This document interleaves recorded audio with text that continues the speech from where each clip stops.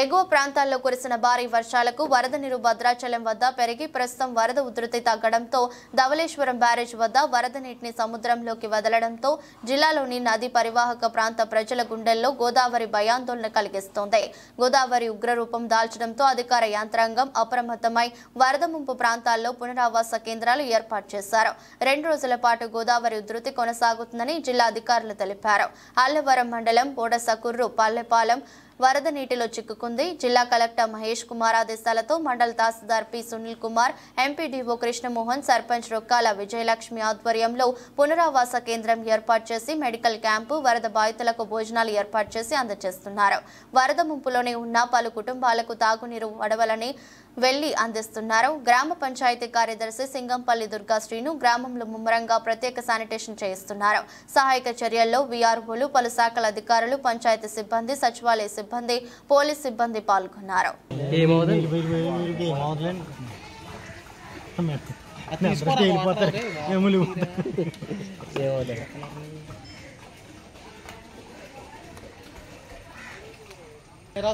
నిరాశ్రయులైన పరిస్థితి కనిపిస్తుంది. వీరి కోసం ప్రభుత్వం ఇప్పటికే కూడా దాదాపు 25 కిలోల బియ్యం, అదేవిధంగా పూర్తిగా నీట మునిగిన ప్రాంతాలలో దాదాపు 3,000 రూపాయలు ఆర్థిక సాయంతో పాటు నిత్యావసర సరుకులు కూడా అందిస్తున్నారు.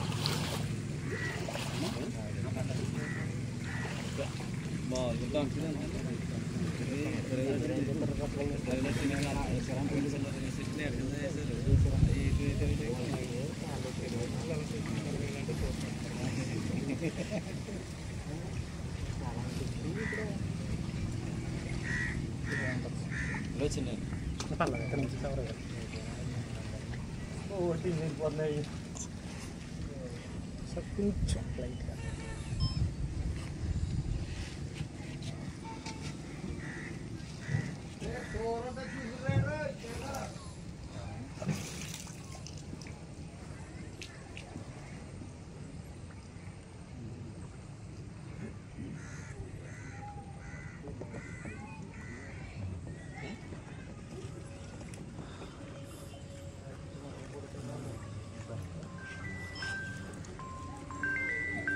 సెలవు